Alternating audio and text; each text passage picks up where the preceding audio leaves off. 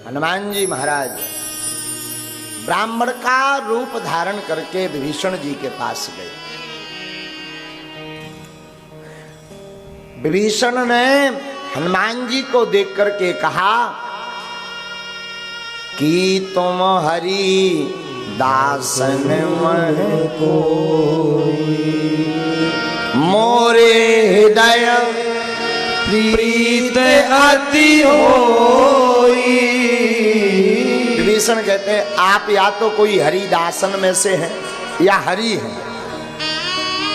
आपका स्वभाव और आपकी वाणी सुनकर के मन बड़ा निर्मल है, बड़ा आनंदित है। देखो एक बात सुनो, साधु जी जिन महापुरुष की वचन को सुनकर के, वाणी को सुनकर के राम जी से प्रीति बढ़ने लगवे, सोई समझना ये राम जी का कोई नजदीकी प्यारा है।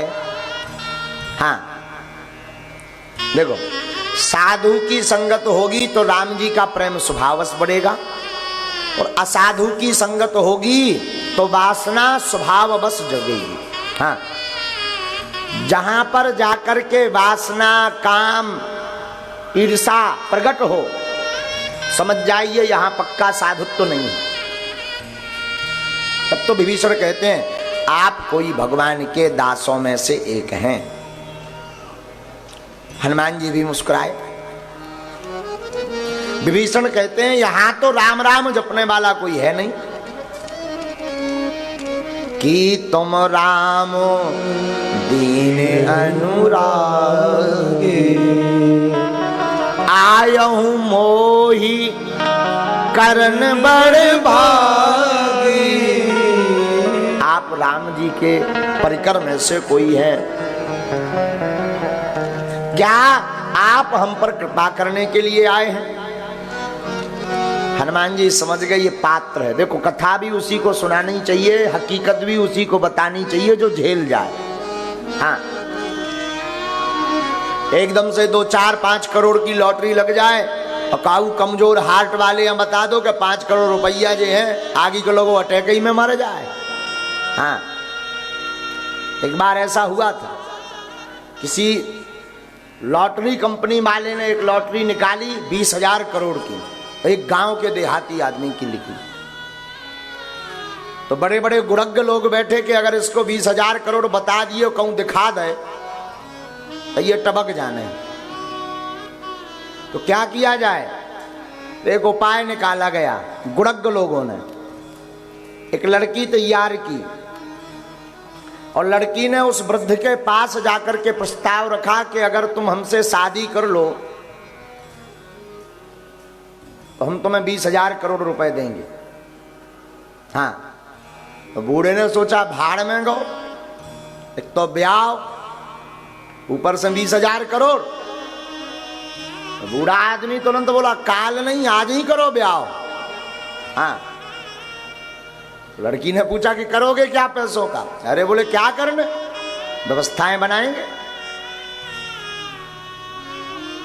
और गुरग्ग लोगों ने ऐसी बुद्धि लगाई कि फुटकर जो है 20,000 करोड़ दे दिए, ब्याह भी भो। 5,000 करोड़ वा जो लड़की थी वो ले गई, बाकी जो है 15,000 करोड़ उन्हें दिए गए। तो साधु जी हम आपको ये बात इसलिए बता रहे हैं कि कथा सबके बस की बात नहीं। कई लोग हमसे पूछ रहे थे महाराज जी आप ऑनलाइन कथा क्यों कर रहे हैं? कुछ लोगों को बैठा करके, बड़े बड़े पंडाल में भी कथा कर सकते हैं, क्या बात है?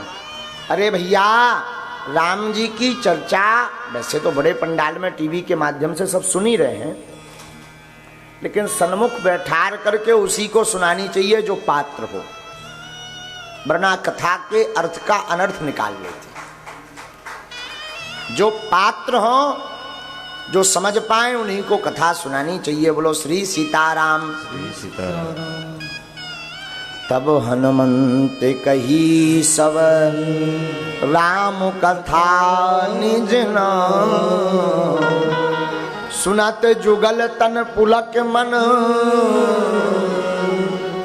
मगन सुमल गुण गान। तब हनुमान जी ने अपनी पूरी कथा बताई कि हम रामचंद्र जी के दूत हैं, हमारे स्वामी प्रभु श्री राम जी की जानकी जी का हरण लंका का राजा रावण करके आया है, उन्हीं की खोज में हम आए, लेकिन आप अपना परिचय तो बताओ। तब विभीषण ने अपना परिचय दिया, महाराज आप भले पधारे, हम रावण के भाई विभीषण हैं और हमारी तो बड़ी दुर्दशा है, आप पधार गए, अब हमें कुछ संतुष्टि है। सुना हूं पवन सुत रहिन हमारी,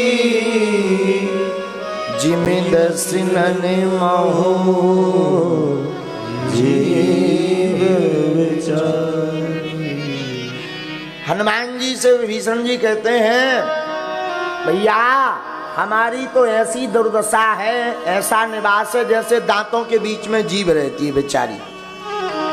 हाँ, दांतों के बीच में जीभ होती है, न यहाँ वहां जा पाती न कुछ, और जीभ इतनी महिमावान होती है, इतनी बड़ी होती है कि दांत में एक तिनका भी फंस जाए तो बार बार निकालने का प्रयास करती है। अरे कहाँ होते फंसो सेहत में, दांतों को बेचारों को दर्द होगा, बार बार जीभ वहीं जाती जहां तिनका तड़ फंसा हो। लेकिन दांत आगे के लगे इतने खतरनाक, इतने कठोर कि धोखे से चबाऊ चबाऊ अगर जीभ फंस जाए तो वह बिना कटोड़ाए मानते ही नहीं है। हाँ,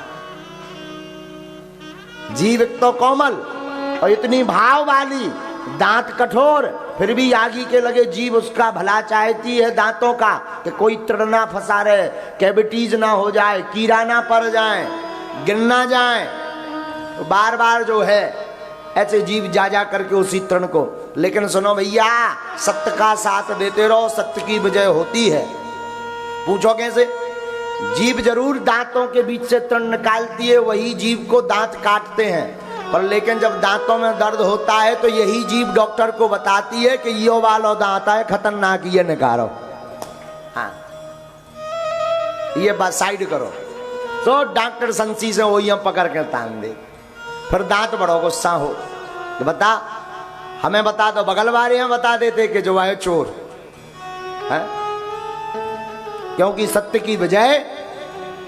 उसी प्रकार विभीषण जी कहते हैं, सुना हूं पवन सुत रहिन हमारी, जिमिद सिनन महु जीव विचारी। जैसे दांतों के बीच में जीभ रहती है, हाँ, उसी प्रकार विभीषण जी कहते हैं, हनुमान जी हम रह रहे हैं, एक बात बोले, हाँ, हम तो बड़े तामसी हैं,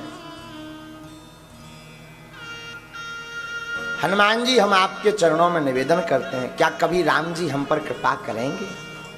विभीषण जी की भक्ति देखना, देखो बुरा मत मानना, एक बात याद आ रही है, रावण के राज्य में रह करके भी विभीषण जी बिगड़े नहीं, और राम के राज्य में रह करके भी मंथरा सुधरी नहीं।